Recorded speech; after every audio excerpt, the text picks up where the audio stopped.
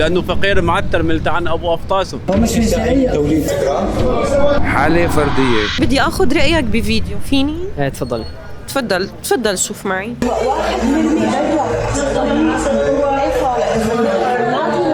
من الاسعار حرام يختلج معه بس نسوي والله ما لنا شيء، بس بالعادي هون بصير في دورية شرطة يعني هي المفروض بس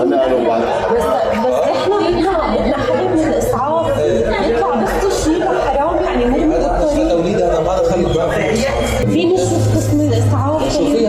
طيب مرحبا يعطيكم العافيه. في واحد مرمي برا معه نوبه صرع او شيء عم يختلج برا، فبدنا حدا بس من الاسعاف يجي هلا هو يشوف. هو مش نسائية توليد، هذا ما حدا بيفيده بعض. بدنا حدا معقول ما في ممرض يعمل هو نسائية اختي، بس اختصاصا نسائية يعني قابلة ودكتورة نسائية ما بتفهم بهذا الموضوع. بس لا حدا من الممرضين يعني بس انه يعمل له اسعافات اوليه او حطوه على تخدم حرام عم يختلج. اي سياره ياخذوه على مشفى المشتهى. شخص كان مرمي بالطريق معه نوبة صرع، رفضت المشفى انه تفوته، وقالوا انه هو مشفى كله للنساء فما فيه انه يفوت. شو رايك بالموضوع؟ هلا لازم اي دكتور يستقبله جوا. طبعا من حيث المبدأ هذا غلط، حالة إنسانية المفروض يسعفوه، بس مين عم يجاوب؟ يعني الا ما يكون في غرفه للممرضين، غرفه مستقله، يعني يسووا له اسعافات اوليه. انا هيك برايي يعني. حرام هيك يرموه بالارض. هلا فينا نفوتوه، بيعافوه بيشوفوا شو قصته وبعدين بيطلعوه على اي مشفى.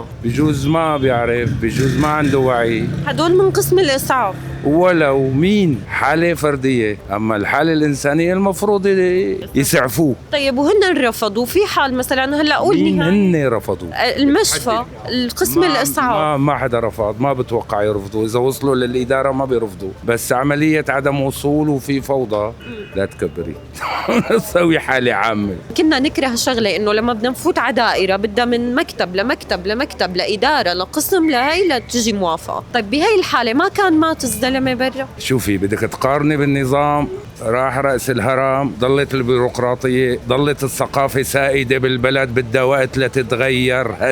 هدوا عطوا الشغلة على حجمها. أنا برأيي إنه هذا شيء غلط، لازم يدخلوا على المشفى ويتعالج ويتعافى ويجي على وعيه. حسبي الله ونعم الوكيل عليهم، ما بحكي غير هالكلام هذا لانه ما يعني رجال فقير، تمام، رجال فقير مرمي بالارض ومعه الصرع.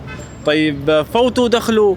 هلا تحججتوا لانه كله نساء، في مكان للرجال وفي مكان للنساء، خلص المكان اللي فيه الرجال فوتوا عليه وشوفوا وضعه مرمي بالارض حرام من الله. يعني شو لانه فقير معتر ملتعن ابو افطاسه، هذا ممنوع يفوت. يعني لولا جاي واحد زنقيل ومعه مصاري اكيد بتكونوا تفوتوا.